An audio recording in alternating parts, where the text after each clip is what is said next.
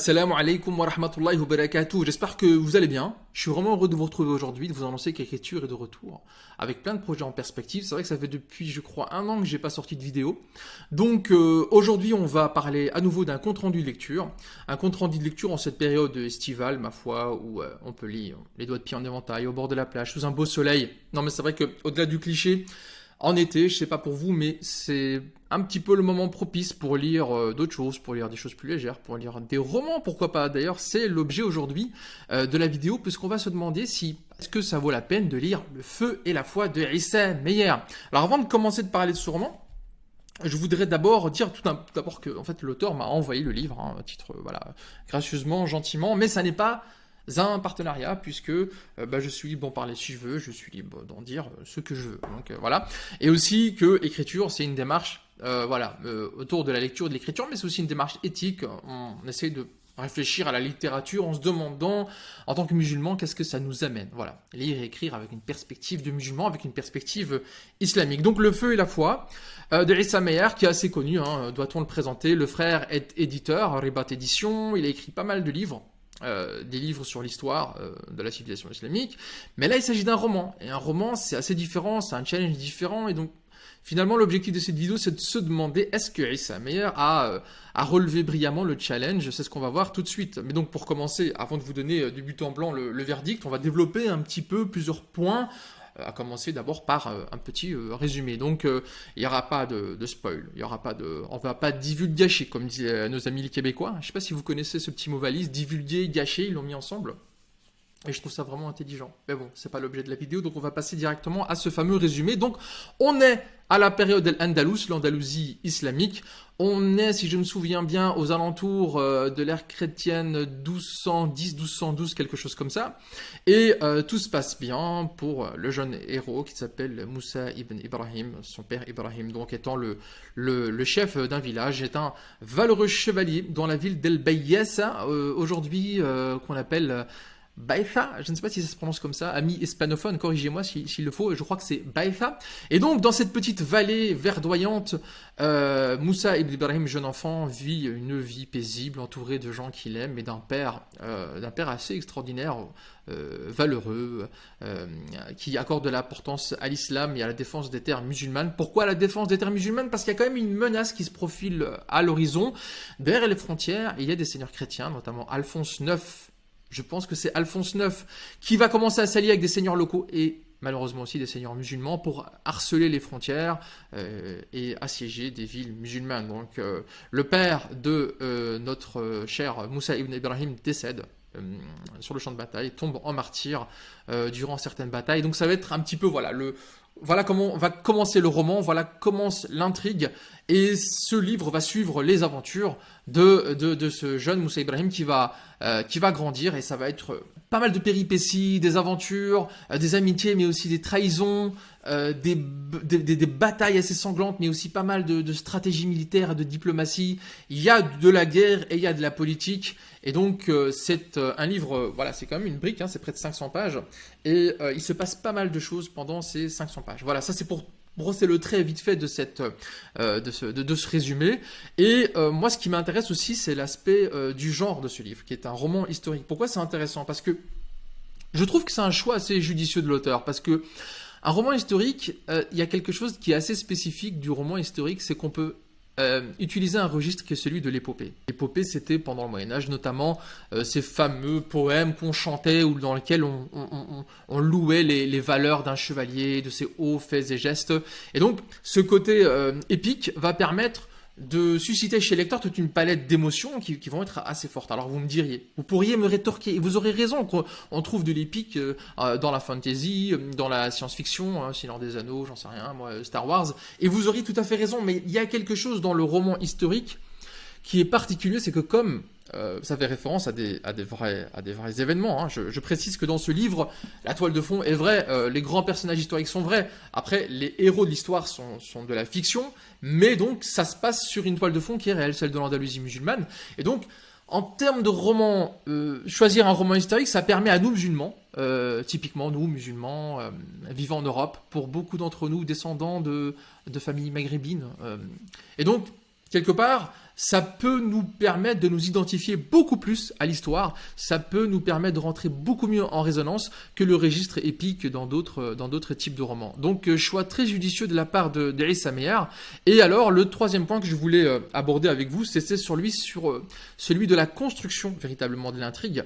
Parce qu'il y a quelque chose d'assez fascinant dans ce livre, c'est la façon dont il est bien construit. Vous savez que quand on écrit un livre, il y a un peu cette légende parfois de l'inspiration qui tombe et vous écrivez les aventures défilent les unes après les autres et les personnages se construisent de manière magnifique et pas du tout, la plupart du temps, pour la plupart d'entre les auteurs, il faut construire un plan et il faut réfléchir à des schémas actentiels, comme on dit, des schémas narratifs. Et l'auteur a très bien fait le taf. Alors je ne sais pas si il a vraiment conscientisé, mais je pense qu'il a véritablement suivi une trame qui est une trame qu'on utilise depuis, j'allais dire des centaines d'années, mais en fait des milliers d'années, qui est assez universelle, mais c'est pas le tout d'utiliser cette trame, il faut lui donner de l'âme.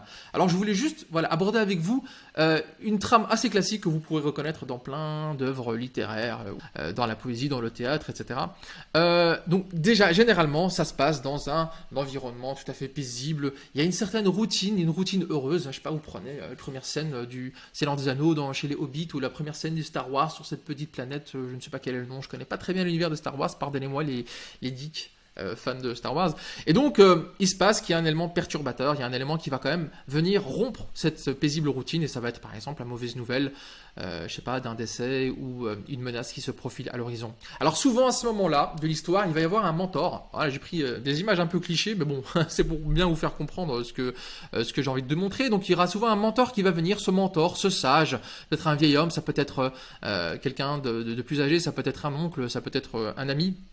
Ce mentor va venir et va aller, amener des éléments pour guider le jeune héros, lui montrer une direction à suivre, des objectifs à atteindre, parfois, et même souvent, lui donner un objet. Alors moi j'ai représenté ici une épée, ça peut être un manuscrit, ça peut être un pendentif, ça peut être beaucoup de choses finalement. Ça peut être un objet dont on ne sait même pas vraiment à quoi il va servir. Et du coup, le jeune héros va se lancer à l'aventure, souvent en s'entourant d'amis plus ou moins loufoques, avec des caractères plus ou moins trempés, mais ces amis vont se révéler décisifs dans la suite de l'aventure. À ce moment-là de l'histoire, la véritable aventure commence et le héros va être confronté à un monde qu'il n'avait jamais véritablement vu, un monde beaucoup plus sombre que ce qu'il imaginait, qui recèle des dangers insoupçonnés, insoupçonnables, mais qui commence à se faire de plus en plus sérieux. Et après, on va arriver vraiment à l'élément incontournable du récit. C'est le moment où le grand ennemi, le grand méchant va, je sais pas moi, saccager un endroit, va détruire quelque chose d'important et va sembler être invincible. Et donc c'est là tout l'enjeu évidemment de construire un récit, c'est qu'il faut qu'il y ait des enjeux. Si tout se passe bien dans le meilleur des mondes, on s'ennuie très vite. Et donc voilà, je pense que l'auteur Issa Meyer dans ce livre a véritablement suivi cette trame qui marche très bien et qui, voilà, il faut dire la vérité, ça fonctionne assez bien, c'est assez palpitant, où le jeune Moussa ibn Ibrahim est confronté, premier élément perturbateur, à la mort de son père, et puis cette menace qui était latente mais qui commence à se faire sérieuse. Il va rencontrer un mentor lui aussi qui sera un certain Mohammed ibn Yusuf, si je me souviens bien, du clan des Banu Nasr, d'une ville pas très loin et qui sont reliés par des enjeux de loyauté. Ce Mohammed va véritablement le prendre sous son aile, va le guider, va l'entraîner, etc. Et donc ça va être le début de cette aventure fantastique. Donc voilà, tout ça pour vous dire que ce schéma narratif a été admirablement suivi par l'auteur, avant d'arriver au verdict, à la conclusion que vous attendez impatiemment, mais bon, il n'y a pas trop de suspense, j'imagine, à ce point-là. Si vous êtes passionné par la lecture, mais surtout l'écriture, j'ai plusieurs réseaux, Instagram, TikTok, mais Telegram, que je viens de lancer un Telegram tout neuf, tout vierge, dans lequel je vais poster notamment des petits messages vocaux avec des analyses plus approfondies pour ceux qui seront intéressés par des conseils sur l'écriture et la lecture, donc n'hésitez pas, les liens sont en description. Donc ce livre, Issa Meyer, plusieurs choses à dire. Première chose, l'intrigue. L'intrigue est vraiment très bien construite. Donc tous ceux qui sont passionnés par l'aspect de la stratégie, l'aspect de, les coups bas militaires ou les coups d'éclat militaires, les négociations, mais aussi les batailles, les sièges et les guerres.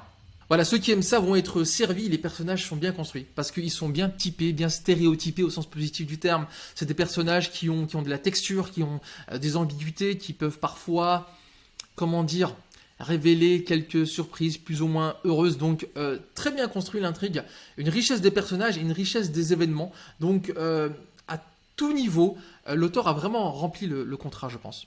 Et alors par ailleurs, au service de cette histoire, il y a une plume que je trouve assez incroyable pour un premier roman. Je suis quand même assez épaté, je vais dire la vérité, je suis épaté parce que pour un premier roman, Allahumma barik, l'auteur a vraiment réussi à planter une patte avec des descriptions, une construction, un style, avec un jeu narratif assez intéressant parce que, vous savez, l'auteur nous présente cette histoire à la première personne du singulier, c'est-à-dire que c'est le héros, Moussa ibn Ibrahim, qui finalement, quelque part, écrit cette histoire des décennies après les événements.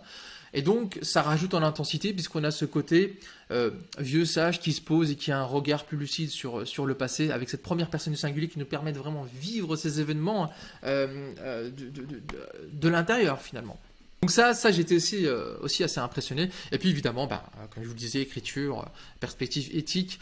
Il y a dans ce livre toute une réflexion sur les valeurs, la loyauté, l'intégrité, la place du din, du sens, du vrai sens de la vie sur Terre, et aussi les tentations qu'on peut avoir à un moment donné dans sa vie. Même lorsqu'on essaye de rester bien campé sur ces valeurs, il y a parfois des événements qui peuvent nous faire pencher vers un côté ou vers un autre. Donc, à quel point ça torture l'âme finalement du personnage principal. C'est admirablement bien amené, et comme je vous le disais, comme c'est un roman historique qui parle de l'Andalousie, et donc qui parle d'un moment où les musulmans sont en Europe confrontés à des puissances qui leur veulent du mal, ça fait réfléchir en tant que musulman aujourd'hui dans la société du 21e siècle de ce qu'on veut, de ce qu'on peut, de nos faiblesses et de nos forces. Donc c'est le genre de livre qu'on aime bien chez l'écriture, avec un déploiement de valeurs et une réflexion sur des valeurs. Donc de ce point de vue-là aussi très très très très bien.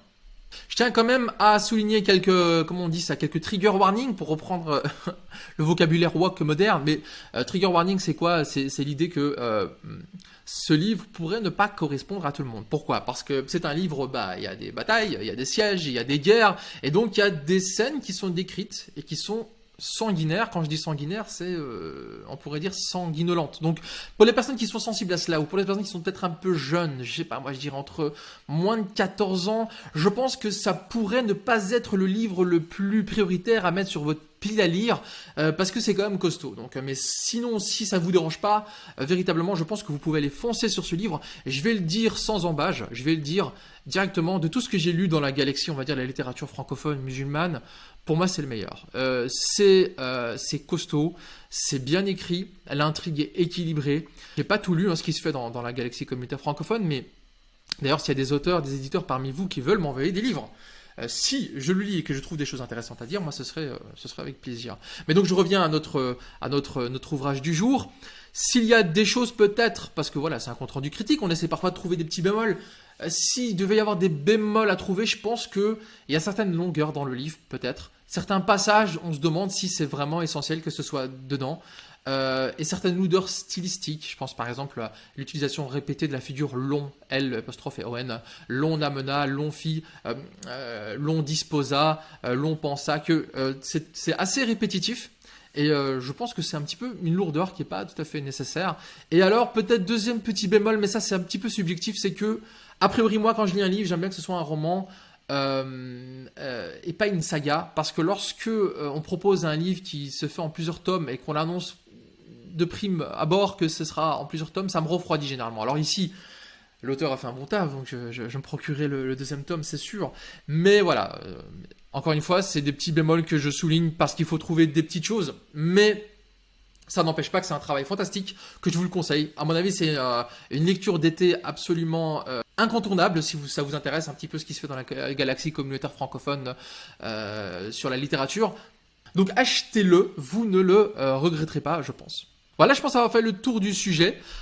Écriture est de retour avec d'autres projets, notamment à la rentrée. Donc n'hésitez pas à rester connectés. Les liens sont en description. Voilà.